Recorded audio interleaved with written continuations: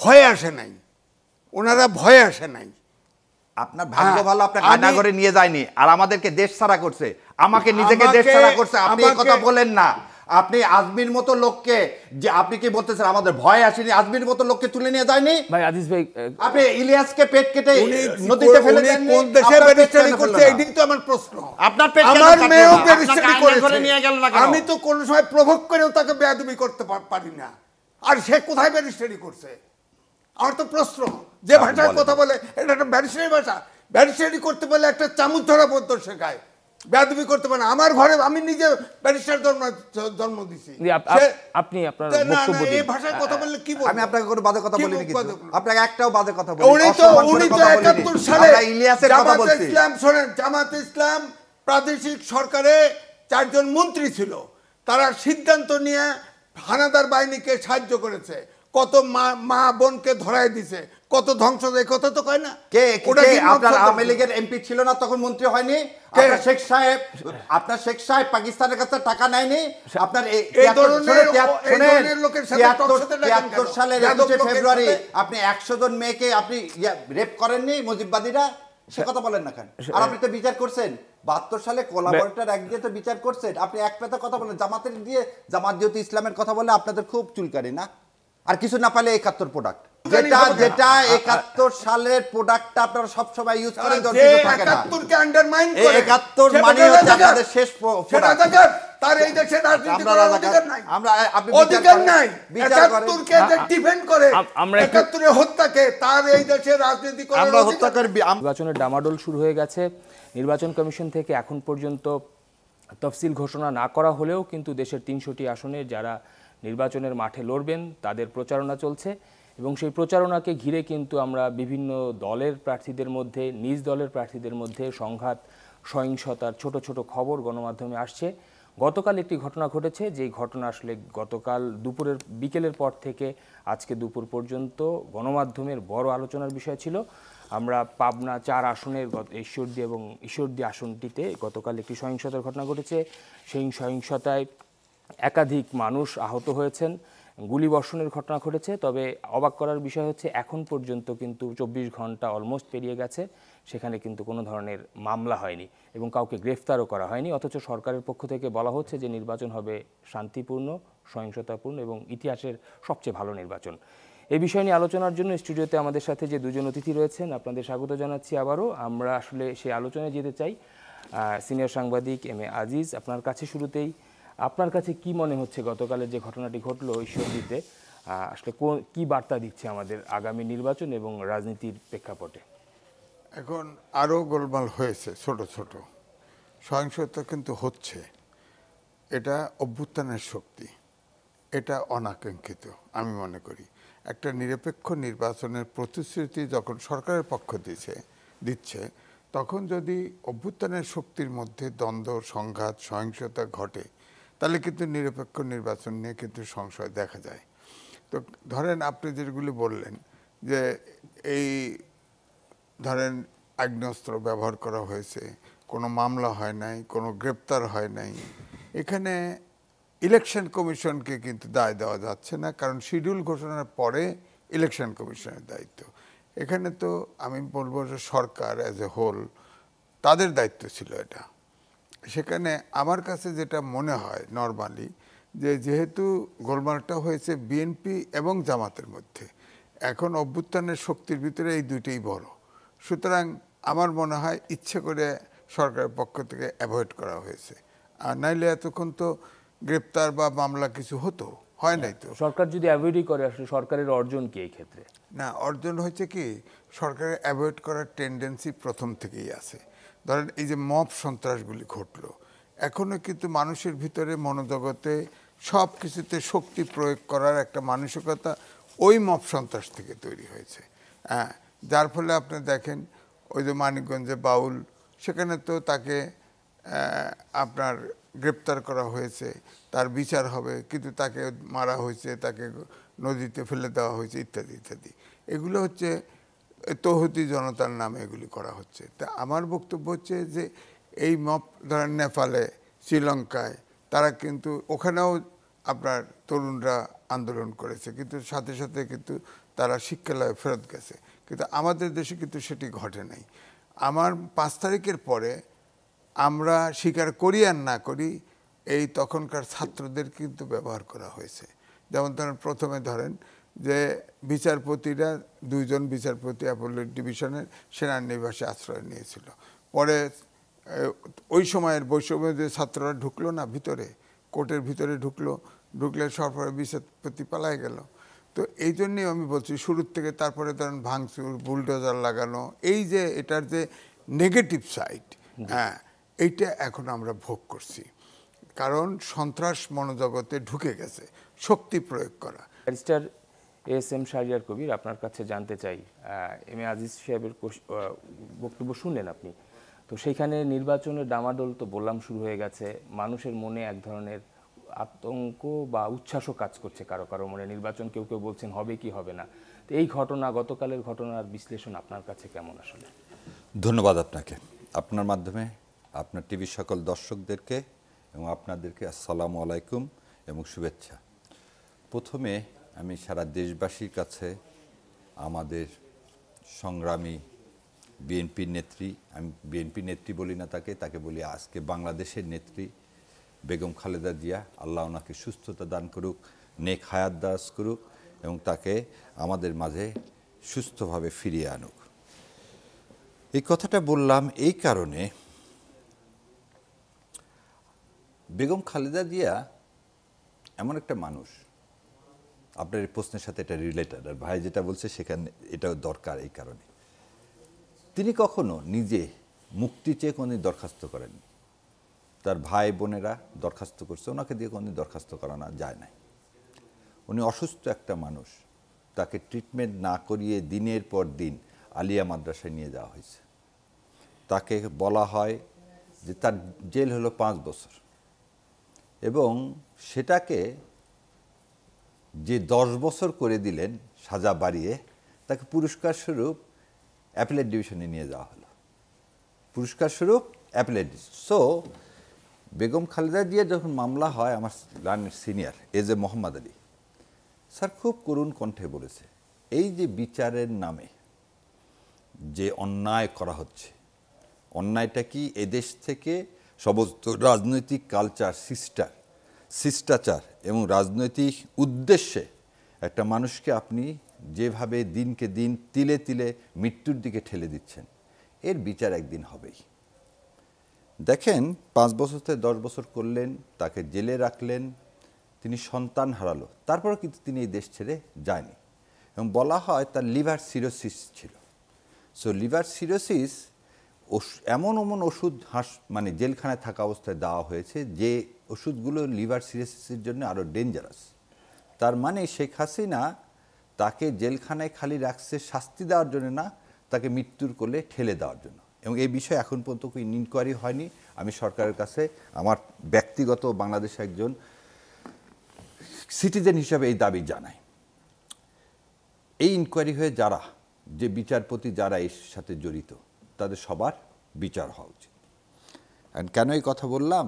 ভাই যে বললেন ছাত্রদেরকে ব্যবহার করা হয়েছে, ছাত্ররা সেদিন হাইকোর্টে গেছেন, অ্যাপিলেট ডিভিশনের জাজেরা কি পদত্যাগ করতে বাধ্য হয়েছেন। অ্যাপিলেট ডিভিশনের জাজেরা যে জাজ ছিল, প্রতিটা জাজ একদম তারা কিসে জড়িত? তারা জুডিশিয়াল কিলিংয়ে জড়িত। তারা যে শপথ নিয়েছিল যে কি সংবিধান রক্ষা করবে, মানুষের অধিকার রক্ষা করবে, সেই অধিকার রক্ষা করা বাদ দিয়ে তারা একটা মনস্টার তৈরিতে হাতিয়ার হিসাবে ইউজ হয়েছে। তো ছাত্রদেরকে কেউ ব্যবহার করেনি। দ্বিতীয় কথা, 17 বছরে জামাত বলেন, বিএনপি বলেন, কোনো রাজনৈতিক শক্তি সবাই চেষ্টা করছে। দেখেন 13 সালে বেগম খালেদা জিয়ার নেতৃত্বে সবাই চেষ্টা করছে। শেষ দেখেন আগুন সন্ত্রাসের জনক হচ্ছে আওয়ামী লীগ। এবং দেখেন আজকেও একটা বাস পোড়ায় দিছে। সেই উনি সাংবাদিক মানুষ, উনি আরও ভালো জানে যে শাহবাগে হোটেল ইন্টারকন্টিনেন্টালের সামনে এই নানকেরা গান পাউডার দিয়ে 22 জন মানুষকে এবং শিশুসহ জ্বলন্ত মারা ফেলছিল। এই 13 সালের আন্দোলনকে তারা করলেন কি, তারা নিজেরা তাদের বাসে আগুন দিয়ে সারা পৃথিবীর সামনে দেখালেন যে আগুন সন্ত্রাস করতেছে কারা? বিএনপি জামাত বলে সেই আন্দোলনটাকে স্থগিত করে দিলেন। এবং দিয়ে প্রেক্ষাপটটা কি হলো দেখেন, যে শেষ 15 বছর ক্ষমতায় থাকলো এবং কোনো রাজনৈতিক দল তাদেরকে সরাতে পারেনি। এই ছাত্ররাই তো জীবন দিয়ে তাকে সরাইছে। সো ছাত্রদেরকে যদি আপনি বলেন ব্যবহার করা হয়েছে, তাহলে জুলাই অভ্যুত্থানকে আমরা মনে হয় একটু অবমাননা করব। আমার দ্বিতীয় যে কথাটা বললেন বাউলের কথা, শোনেন, সবাই সবার ধর্মকে আপনি কি করবেন, শ্রদ্ধা করবেন এবং টলারেন্স সমাজে থাকতে হবে। যেমন উনি যেটা বলছেন এটা ওনার মত, আমি ওনার কথার মধ্যে কথা বলে ওনাকে আমি বাধা দিতে পারি না। এর নাম that is not the beauty of democracy. উনি ওনার মত বলছেন, আমি আমার মত বলবো এবং আমাকে এটা অন্যের মতকে, অন্যের সেটা যেটাই হোক আমাকে কি করতে হবে, সহনশীল হতে হবে, সহ্য করতে হবে। বাউল তারা তাদের নিজেদের একটা ধর্মে বিশ্বাস করে, কিন্তু তাকে তো এই রাইট দেওয়া হয়নি যে আরেকজনের ধর্মে আমি আল্লাহকে বিশ্বাস করি, আমার বিশ্বাসকে সে আঘাত করবে। এবং এটা নিশ্চয়ই আর একটা জিনিস দেখেন, গত 17 বছরে এরকম তো হয়নি। ইলেকশনের আগে হঠাৎ করে ওনার এরকম সূরা নাস নিয়ে এবং আল্লাহ কোরআন শরীফে কি কি বলছে সেটা নিয়ে হঠাৎ ওনার দেহতত্ত্বর বাইরে যে কোরআন তত্ত্ব নিয়ে এত আলোচনা করার ওনার হঠাৎ স্বাদ হলো কেন? সব কিছুই পরিকল্পিতভাবে। এই যে পরিকল্পিতভাবে করতেছে, এই ছাত্ররা আমাদেরকে মুক্তি দিচ্ছে বলে আজকে এই অনুষ্ঠানে আমরা 3 জন বসে থেকে কথা বলতে পারছি, নাহলে আমরা কথা বলতেও পারতাম না। এবার আপনার মূল কথায় ফিরে আসি। মূল কথায় হচ্ছে, দেখেন বাংলাদেশের 2টা জায়গা, 2টা জেলা, এখানে অনেক বিচ্ছিন্ন হয়েছে, কোথাও এত মেজর কিছু হয়নি। 2টা লোক বিএনপির মধ্যে থেকে, আমি যে 2টা লোককে বলি যে এনারা নেভার ওন বিএনপি, এই 2টা লোক হচ্ছে, একটা হচ্ছে ফজলুর রহমান আর একটা হচ্ছে হাবিবুর রহমান। এবং এনারা প্রতিদিন এমন এমন স্টেটমেন্ট দিবেন। না, দল থেকে তো তাদেরকে মনোনয়ন দেওয়া হয়েছে। বলতেছি আপনাকে, আমি তাদেরকে আবারও পরিষ্কার করে বলি, তাদেরকে আমি বিএনপির, তারা মনোনয়ন পাইছে, বিএনপি করেন, কিন্তু আমার ব্যক্তিগতভাবে বলতেছি, আমি তাদেরকে বিএনপি বলে কোনো সমালোচনা করতেছি না। 2 জন ব্যক্তি হিসাবে আমি 2 জনকে সমালোচনা করতেছি। কি কারণে? তারা বিএনপিকেও কি করতে চাচ্ছেন দেখেন, এই ট্রাইব্যুনালের রায়কে বিএনপি স্বাগত জানাইছে। খোদ বেগম খালেদা জিয়া পর্যন্ত এই তায়ত সাফারার, যাকে বাড়ি থেকে কি করে দিলেন, বের করে দিলেন, এবং সেটা নিয়ে শেখ হাসিনা এক টিভি অনুষ্ঠানে বলছে যে তুরি দিয়ে এরকম করে বের করে দিছি। তো সেই ভদ্রমহিলা যদি বলেন, আপনি একটা ফ্যাসিস্টকে আপনি ভদ্রমহিলা বলছেন, এবং ফ্যাসিস্টের যে আদালতে বিচার হলো সে আদালতকে আপনি প্রশ্নবিদ্ধ করতে চাচ্ছেন, এটা কি বিএনপির পলিসির সাথে মেলে? আজকে উনি কি বললেন, যে এই ফজলুর রহমান কি বললেন, যে যদি জামাতকে ভোট দেওয়া হয় তাহলে আমার কি ডেড বডি দেখবা। এই হাবিব এবং ফজলুর রহমান এই 2টাই কিন্তু বিএনপির মধ্যে থেকে এদেশে একটা ইনস্টেবিলিটি সৃষ্টির চেষ্টা করতেছে, যেটা বর্ডারের ওই পারে শশী থিরুরা বলে, এই পারে এরা 2 জন বলে। কারা কারা? এই হাবিব আর ফজলুল, কারণ এরা রসুনের গোড়াটা কিন্তু দেখেন এদের 2 জনের এক জায়গা থেকে সৃষ্টি। এরা 2 জনাই এই যে ফ্যাসিস্টের কথা বলতেছি, সেই ফ্যাসিস্টকে এখনও লালন করে। আজকে দেখেন মহাসচিব ডক্টর তাহেরকে দেখতে যাননি, আমাদের আমিরে জামাত বেগম খালেদা জিয়াকে দেখতে গেছেন না, তার জন্য প্রতিটা জেলায় জেলায় উপজেলায় বাংলাদেশ জামাত ইসলাম দোয়ার ব্যবস্থা করছেন। সো এই যে সংস্কৃতিটা আজকে, এই সংস্কৃতিতে কেন বাধা দিতে চাচ্ছেন এই 2 জন? এবং তারই ফলশ্রুতি হচ্ছে কি, ঈশ্বরদী। আর আমি ওনাকে একটা বিষয়ে খুব সমর্থন করি, অপরাধী তুমি যেই হও, অস্ত্র কারো হাতে নেওয়ার কি নাই, অধিকার নাই। এবং রাষ্ট্র কখনো চুপ থাকতে পারে না, সরকার না, কিন্তু রাষ্ট্র চালাচ্ছে। রাষ্ট্রর কাজটা কি? আমি সে যে দলেরই হোক, দল মতের ঊর্ধ্বে তো রাষ্ট্র, আমাকে আপনাকে প্রোটেকশন দিবে, এটা হচ্ছে রাষ্ট্রের কাজ। 24 ঘন্টা পার হয়ে গেল, আপনি যে অস্ত্র নিয়ে আসে তাকে অ্যারেস্ট করলেন না, তাহলে রাষ্ট্র কি চাচ্ছে এই সামনের ইলেকশনটাকে প্রশ্নবিদ্ধ করতে? কিন্তু এই 2টাকে দিয়ে আপনি সারা বাংলাদেশকে যাচাই করলে হবে না।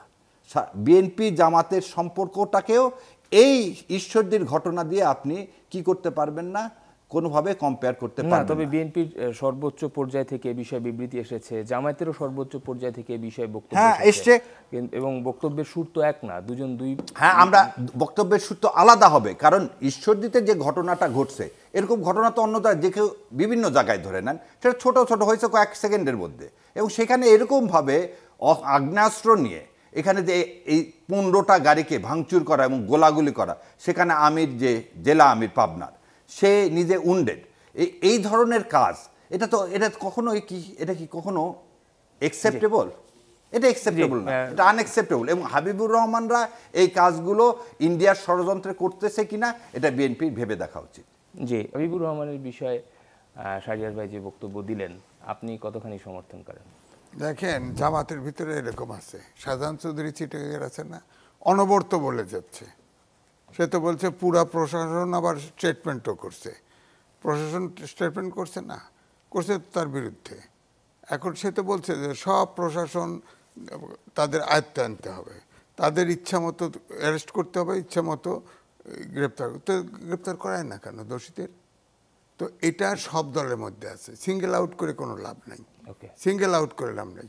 আর মব সন্ত্রাস যারা সাপোর্ট করে তারা দেশে শান্তি চায় না, এক কথা। মব সন্ত্রাস, শান্তি মানবিক বাংলাদেশ যদি গড়তে চান, সন্ত্রাস থাকতে পারবে না। সন্ত্রাস থাকলে কখনই, যেমন অসৎ লোক থাকলে যেমন দেশে মানবিক দেশ হবে না, সন্ত্রাস থাকলে মানবিক দেশ হবে না। সুতরাং সন্ত্রাসকে অবশ্যই না বলতে হবে।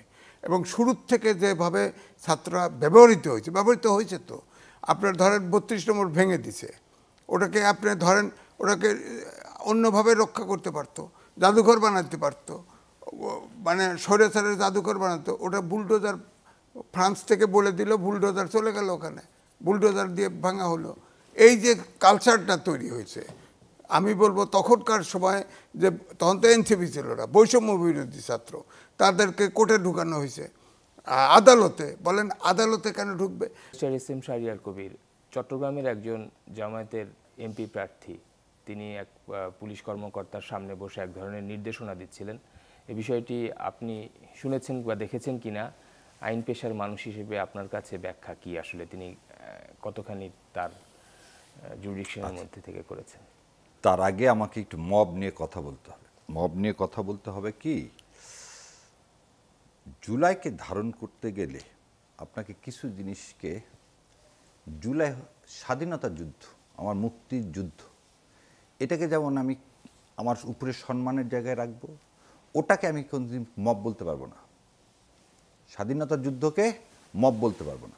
ঠিক সেরকম 36শে জুলাই, 5ই আগস্টকে মব বলতে পারবো না। কেন বলতে পারবো না? এবং কেন এই 32 যাকে আমরা বলছি স্বৈরাচারের আতুর ঘর, এটাকে ভেঙে ফেলে দেওয়াকে কেউ যদি বলে মব, এই হাইকোর্টে যে বা যেখানে আপনার প্রেসের কথা বললেন উনি, না ধরেন একটি সরকার গঠিত আগে হয়েছে, শেষ করে দিই, আপনি কথাগুলো শুনলে তারপর বুঝবেন। আপনি পুলিশের লিস্ট দেওয়া, জার্নালিস্টের লিস্ট দেওয়া, প্রতিটা প্রফেশনাল কে কত 15 বছরে কে কি করছে এই লিস্ট দেওয়া, এটাকে যদি কেউ বলে মব, তাহলে আমার যথেষ্ট অবজেকশন। কেন অবজেকশন আছে সেটা বলে দিচ্ছি। এই মব একদিন শুরু হয়নি। মব যাত্রাকে বলা হচ্ছে, এই বিক্ষোভকে মব বলে একটা ইন্ডিয়ান বয়ান আমাদের এখানে চালু করা হচ্ছে, যাতে জুলাই অভ্যুত্থানটাকে সাবসার্ভিয়েন্ট করা হয়। দেখেন, মবের সোর্সটা হচ্ছে শেখ মুজিব। শেখ মুজিব 57 সালে পার্লামেন্টের মধ্যে, 1957 সালে পার্লামেন্টের মধ্যে চেয়ার ছুঁড়ে মেরে ডেপুটি স্পিকার শাহেদ আলীকে মেরে ফেলে দেয়। সেটা মব। মব কোনটা? ইন্দিরা গান্ধীর সাথে চুক্তি করে সেই দেশকে বিলিয়ে দেওয়ার জন্য যে অস্থিরতা দেশে সৃষ্টি করে, সেটা মব। 72 সাল না, 71 সালে 90,000 বিহারিকে সান্তাহার, মিরপুর, যশোর, চিটাগাঙে মেরে ফেলে দেয় মুজিববাদীরা, সেটা মব। আপনি 72 থেকে 75 পর্যন্ত 22,000 জাসদের কর্মীকে মেরে ফেলে দিলেন, সিরাজ শিকদার কই বলে আপনি আফলন করলেন, সেটা মব। আপনি যাদের করছে জুডিশিয়ারির কথা বললেন, আপনি এখন আসেন বাকশাল কায়েম করে আপনি গণতন্ত্রকে হত্যা করলেন, ভোটের অধিকার কেড়ে নিলেন, আপনি নিজে একটা অনির্বাচিত রাষ্ট্রপতি হলেন, আপনি মানুষের সুন্দর মেয়েকে তুলে নিয়ে গেলেন, আপনি কৃত্রিমভাবে কালোবাজারি করে বাংলাদেশে দুর্ভিক্ষ করলেন, এবং তখন তার মন্ত্রীদের নাম আসলো বোতল মন্ত্রী, কারণ তখন তারা ড্রিঙ্ক করে পড়ে থাকতো আর দেশের মানুষ না খেয়ে মারা যেত। দেশের মানুষ জাল দিয়ে নিজের লজ্জা নিবারণ করত, সেটা মব। 36শে জুলাই মব না। যে জাজমেন্ট দিয়ে, যে জজ জুডিশিয়াল কিলিং করে, তাকে আপনি কিভাবে সরাবেন? বললেন প্রসিডিওরের কথা, প্রসিডিওরকে অনেক আগে হত্যা করে ফেলে দিয়েছেন। প্রসিডিওরের কথা ওই যে বলে না, তোমার বিচার করবো যারা, আজ জেগেছে সেই জনতা। আজকে জুলাইয়ের ম্যান্ডেটটা কি ছিল? সংস্কার করা। জুলাইয়ের তো 3টে ম্যান্ডেট, বিচার, সংস্কার আর নির্বাচন। আপনি দেখেন শেখ হাসিনা কি করলো, জুডিশিয়াল কিলিং করলো। শেখ হাসিনা কি বললো যে 57 জন মিলিটারি অফিসারকে হত্যা করলো, করে বললো যে খালেদা জিয়ার বাড়ি ঘুরে ওখানে ফ্ল্যাট করে 57 জন অফিসারদেরকে দেওয়া হবে, একটা অফিসারকে দেওয়া হয়নি একটা ফ্ল্যাট। আপনি আছেন যে শেখ হাসিনা শাপলা চত্বরে হাজার হাজার ছেলেপেলেকে, ছোট ছোট নিরীহ ছেলেপেলেকে কামেল মাদ্রাসা তাদেরকে হত্যা করে ফেলে দেওয়া হলো, সেটা মব। আপনি আসেন সে কী করলো, মিথ্যাচারী দিয়ে শেখ সাহেবের মতো একটা নিকৃষ্ট মানুষকে নবী পর্যায়ে নিয়ে যাওয়ার চেষ্টা করলো, সেটা মব। আর এই শুরু হলো কোথা থেকে? 32 থেকে। আবার আপনাকে জিজ্ঞাসা করি, 32-এ 6,000 টাকা শেখ মুজিব একটা সামান্য ইন্স্যুরেন্স কর্মচারী, একটা ইন্স্যুরেন্স কর্মচারী 6,000 টাকা কোথায় পাইলো ওই জমি কেনার জন্যে? দোতলা বাড়ি করার কোথায় টাকা পাইলো? পাকিস্তান সরকার থেকে টাকা নিয়ে সেই দোতলা বাড়ি করলো। এই মিথ্যাচার, এটার নাম মব। এই মিথ্যাচারকে ভেঙে ফেলে দেওয়ার জন্যে আমার সন্তানেরা বুকের তাজা রক্ত দিল, মুগ্ধরা তাজা রক্ত দিল। আর সেটাকে যদি আপনি আজকে মববাজি বলেন, তাহলে আজকে আপনি এখানে বসে থেকে যে কথা বলতেছি, আমাদের সাথে নিজেদের সাথে প্রতারণা হবে, আমাদের নিজেদের সাথে। আর আপনি যেটা বলেন সরকার গঠন হয়েছে, 5 থেকে 8 তারিখ পর্যন্ত কোনো সরকার ছিল না। পুলিশ আপনি দেখছেন তারপরের বিষয় না বলতেছি, আয়নাঘর থেকে শুরু করে সব জায়গায় নিয়ে গেছে। সারা পৃথিবীতে আপনি ইতিহাস দেখেন। সেদিন আপনি এখন বললেন যে শেখ মুজিবের যত মূর্তি এখানে ছিল, শেখ মুজিবের জন্ম শতবার্ষিকীর নামে যে হাজার হাজার কোটি টাকা লুট করা হয়েছে, আপনি বললেন শেখ মুজিবের মূর্তি ভেঙে কি হবে? ওটা তো মব। শেখ মুজিবের মূর্তিগুলো ভাঙার দরকার কি ছিল? সরকার আসতো তারপরে ভেঙে দিত। পৃথিবীতে কোনোদিন নাৎসিজমকে কোনোদিন জনগণ সবসময় ধ্বংস করছে। মুসলিনি, হিটলার থেকে শুরু করে কাটটা এবং জার্মানি আজও নাৎসিবাদীর জন্য যদি কোনো উপাদান আপনার কাছে থাকে, আপনার শাস্তি হচ্ছে মৃত্যুদণ্ড। যে আতুর ঘর 32, সে আতুরকে ভেঙে দেওয়ার কথা আপনি মব বললেন কিভাবে? জি, আপনি যে বললেন একটু না, তারপরে কথা দাঁড়ান। আপনারা বলতেছেন কি যে জামিন হচ্ছে না, তার মানে আজকে রেফাত সাহেব বাংলাদেশের প্রধান বিচারপতি, তার বাবার নাম কি? সৈয়দ ইশতিয়াক সাহেব, যিনি তত্ত্বাবধায়ক ব্যবস্থা বিল রচনা করে দিয়েছিলেন। আপনি এই উদ্বুত্তনের ফসলে যে বিচার ব্যবস্থা তৈরি হয়েছে, আপনি সেই বিচার ব্যবস্থা, ফজলুর রহমান যেমন বলতেছে আমি মানি না ট্রাইব্যুনালকে, আপনিও তখন বলতেছেন আমার সাংবাদিককে মিথ্যা মামলায় যদি জড়িত করে, তো একটা মামলায় দেখান না কেন আপনার পত্রিকা রিপোর্টে? আপনার এই যে আজকে এই কথা প্রসঙ্গে 71-এ আমাদের মতো লোককে করে ডাকা হতো না, আমাদের মতো লোকের নিষিদ্ধ ছিল 16টা টিভি স্টেশনে। আমরা গত 15 বছর নিষিদ্ধ ছিলাম, কথা বলা তো দূরে থাক, ওইসব টিভি স্টেশনের জীবনে দেখাই হতো না। এই ছিল, তারা পালালো কেন? শ্যামলরা পালালো কেন? আমি আর জাতির সামনে আরো একটা কথা বলে দিই, যে শেখ হাসিনা আসার 13 দিনের মাথায় জিয়াউর রহমানকে হত্যা করা হলো, এবং শেখ হাসিনা সেদিন কেন আখাউড়া দিয়ে ইন্ডিয়াতে পালায় যেতে চাইছিল? কেন? আজকে আপনারা এইসব কথা বলেন না। আপনারা ছাত্রদের যে ভূমিকা, সেই ভূমিকাকে অস্বীকার করে এটাকে মব বানার ষড়যন্ত্র কেন আছে? তৌহিদি জনতা, আমরা 3 জন তৌহিদি জনতা না? আমার আপনার না আল্লাহ সম্পর্কে যখন কেউ বাজে কথা বলে, কেন লালন সাহেব তো কোনো গান নিয়ে খাঁচার মধ্যে অচিন পাখি, কেউ কোনো কথা বলছে? কেউ কোনো কথা বলছে? তোমার হঠাৎ করে কোনো দাওয়া নাই, কিছু নাই, তুমি নাচ মানে হচ্ছে মানুষ, সেটাকে তুমি বাড়াচ্ছ নাচ। আল্লাহ নাকি তাকে নাচতে বলছে। এত বড় দুঃসাহস অগাছির দেয়, আর আপনি একজন মুসলমান বলে এটা আপনি মেনে নেন, এটাকে আপনি মব বলেন? তাহলে আপনার ইমানটা কোন জায়গায়? জি, আপনার ইমানটা কোন জায়গায় না আগে বলেন আপনারা। যে এই দেশের মুসলিম জনগণ যেখানে 90%, সেখানে একটা মানুষ এরকম করতে পারে জারিগানের নামে? কেন জারিগানের আর্ট সাবজেক্ট নাই? দেহতত্ত্ব নিয়ে আর্ট সাবজেক্ট নাই কেন? ইয়া মারা গেল কি গান গাইতে গাইতে? আপনি ওনার নাম তাই বলে তো না আপনি তাই বলে হাতে কেউ তো আইন নেয়নি। আপনি 32 নম্বর যে ভেঙে দেওয়াকে আপনি কি বলবেন? 32-এ কোনো লোককে মারা গেছে? কোনো লোক ছিল ওখানে? 32-এ কি একটা লোক মারা গেছে? একটা বিল্ডিং ভেঙে দেওয়া হয়েছে, যেটা স্বৈরাচারের মনস্টারের প্রতীক। আপনি তাকে কিভাবে আপনি বলতেছেন যে এটা যদি আপনি না, তাহলে আপনি এই কথা বলতে পারেন সেখান থেকে উত্থাত করলেন, এটা তো অন্যায়। আপনি তো এটাও বলতে পারেন যে পুলিশের গাড়ির সামনে বুক পেতে দিচ্ছে, এটা অন্যায়, আইন শৃঙ্খলা আপনি নিজের হাতে তুলে নিছেন। আপনি তো এটাও তো বলতে, ছোট ছোট বাচ্চারা যে হাতে লাঠি নিয়ে যে রাস্তায় বেরোচ্ছে, এটাও তো অন্যায়। অন্যায় না, অভ্যুত্থানের সময় অনেক কিছু অন্যায় না, সেটাকে ওইভাবে ইন্টারপ্রিট করা যাবে না। তাহলে কি আমরা মব বলবো না? শাহরিয়ার ভাই অবশ্যই বলবো। উনি যে ভাষায় কথা বলছে, তাহলে ওই ঈশ্বরদের মতো ঘটনা ঘটবে। তর্ক, আমি তো ওই তর্ক করতে চাই না। উনি বলছে 15 বছর আসতে দেয় নাই, আমি তো লাস্ট ডে পর্যন্ত টকশোতে আসছি, বারণ করে নাই তো কেউ, ভয়ে আসে নাই, ওনারা ভয়ে আসে নাই। আপনার ভাগ্য ভালো, আপনার কারাগারে নিয়ে যায়নি, আর আমাদেরকে দেশ ছাড়া করছে, আমাকে নিজেকে দেশ ছাড়া করছে। আপনি এই কথা বলেন না। আপনি আজমির মতো লোককে, যে আপনি কি বলতেছেন আমাদের ভয় আসেনি, আজমির মতো লোককে তুলে নিয়ে যায়নি ভাই আজিজ ভাই, আপনি ইলিয়াসকে পেট কেটে নদীতে ফেলে দেন। কোন দেশে ব্যারিস্টারি করতে, এইটাই তো আমার প্রশ্ন। আপনার পেট আমার কেন মেয়েও কাটলো না? ব্যারিস্টারি আপনাকে করেছে, আইনের নিয়ে গেল না কেন? আমি তো কোন সময় প্রভোগ করেও তাকে বেয়াদবি করতে পারি না। আর সে কোথায় ব্যারিস্টারি করছে?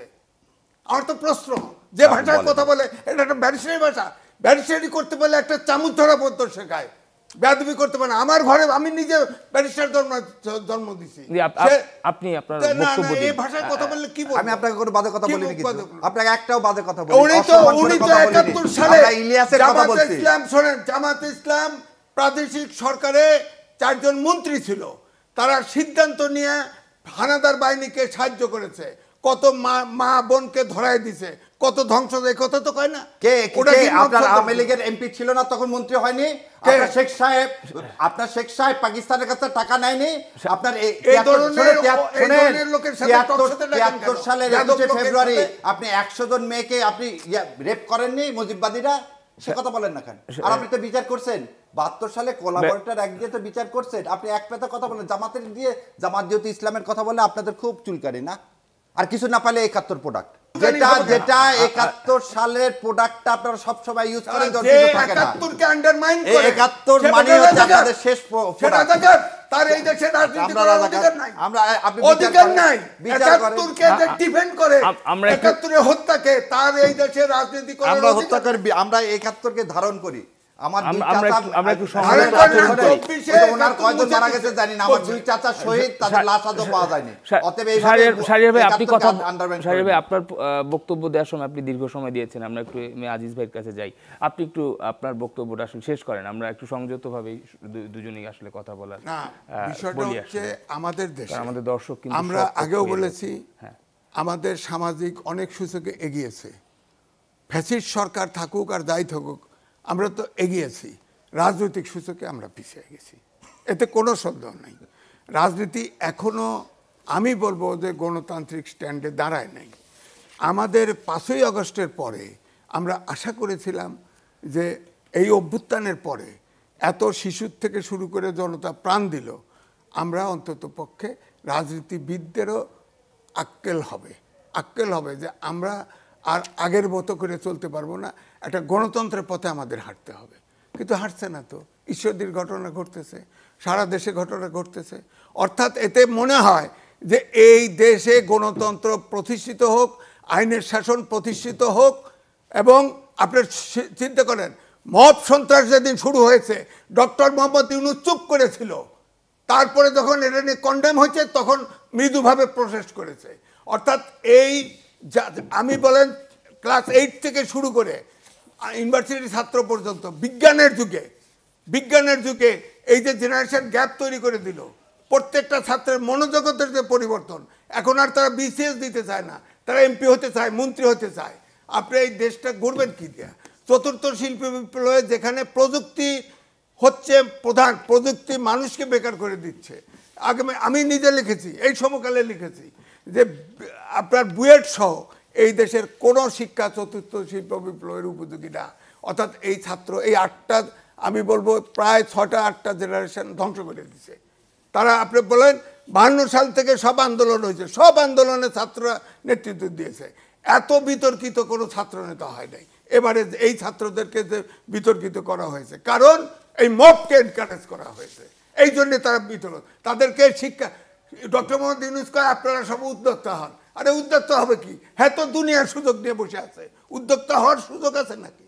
দেশে অর্থনীতি চল আছে, অর্থনীতি নাই, বিনিয়োগ নাই, বেকারত্ব বেড়ে গেছে, ব্যাংক লুট বেড়ে গেছে, সব আওয়ামী লীগ ফ্যাসিস্ট থেকে শুরু করে কোনো উন্নতি নাই এই দেশে। বিশ্বব্যাংক বলেছে 3.3% জিডিপি গ্রোথ হবে সামনের বছর। অর্থাৎ এই দেশে দুর্ভিক্ষ, অবশ্যই দুর্ভিক্ষ হবে, কিন্তু সরকার থেকে যাইতে চায় না। আগে প্রথম দিকে দেখছেন না, উপদেষ্টা হেঁটে যায়, প্রধান উপদেষ্টা হেঁটে যায়, কয় আপনার 5 বছর থাকেন, 10 বছর থাকেন, আজীবন থাকেন, ওই নেশায় পড়ছে। আমার বক্তব্য হচ্ছে এই বিএনপি, এই জামাত যদি এটা চাইতো, এই দেশটা সঠিকভাবে চলুক, তাহলে এইটা আপনার সাংবিধানিক সরকার, অর্থাৎ সংবিধানের 106 অনুচ্ছেদ অনুযায়ী ওত নিয়েছে। আপনার সংবিধানে তো আছে যে 3 মাস পরে নির্বাচন, তা না হলে 6 মাস পরে নির্বাচন। আপনি যদি নির্বাচনটা করতেন তাহলে তো এই ফ্যাসিস্ট তো থাকে না। কয়টা সিট পেত? 5টা 10টা কি হতো তখন? তো এখন তো আপনি যান, এখন তো ফ্যাসিস্ট শক্তিশালী হয়েছে। এদের শেখ হাসিনা ডাক দিয়েছে, তো তা তো করবে, তো ঘেরাও করবে, এখন বলতেছে তো, এই বলার সুযোগ পেত না। তো এটা হচ্ছে যে আমি বলবো বোঝার পুরাপুরি রাজনীতিবিদরা দেউলিয়া, তারা বুঝতে পারে নাই কখন কোন স্টেপ নিতে হবে। এই সরকার তো বোঝেই না। এখানে বলা হয় এনজিওগ্রাম সরকার, এটা তো কিছুই বোঝে নাই, এখনো বোঝে না, কোনো কিছু ঠিক করতে পারে নাই। এ দেশটা পুরো এলোমেলো। ইলেকশন সামনে, আপনি বলেন 4,500 সেন্টার হবে, কয়টা আইন শৃঙ্খলা বাহিনী আছে বলেন? কয়টা আছে? আর আর্মি থাকবে, স্ট্রাইকিং ফোর্স। হ্যাঁ, এই বিএনপি জামাতের যদি গোলমাল থাকে তাহলে স্ট্রাইকিং ফোর্স হয় থানা হেডকোয়ার্টারে থাকবে, নাই জেলায় থাকবে। আপনি দেখবেন সব ধান খেতে বাক্স নিয়ে চলে গেছে, পাট খেতে বাক্স নিয়ে চলে গেছে। কি করবেন?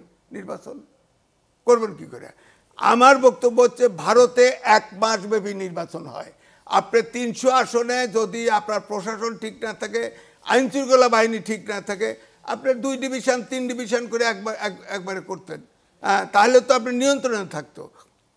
আমার বক্তব্য হচ্ছে এই জন্যে কিন্তু ফিসফিস আওয়াজ হয়, নির্বাচন হবে তো প্রশ্ন করে, কিন্তু কারণ এখনো সব কিছু নিয়ন্ত্রণে না।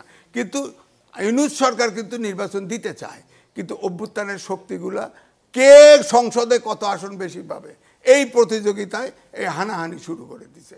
এবং নির্বাচন যদি ব্যাঘাত ঘটে, নির্বাচন যদি না হয়, নির্বাচন যদি পিছে যায়, তাহলে আমি এই সরকারদের দায়ী করব না, এই অভ্যুত্থানের এই শক্তিগুলো দায়ী। জি, আমরা ব্যারিস্টার এস.এম. শাহরিয়ার কবিরের কাছে যেতে চাই। আপনি কি এমন কোনো শঙ্কা বোধ করেন কিনা নির্বাচন না হওয়া এই সিনিয়র সাংবাদিক এম এ আজিজের বক্তব্যের প্রেক্ষিতে? হ্যাঁ, কারণ এই উত্তরগুলো ওনার মধ্যেই দেওয়া আছে।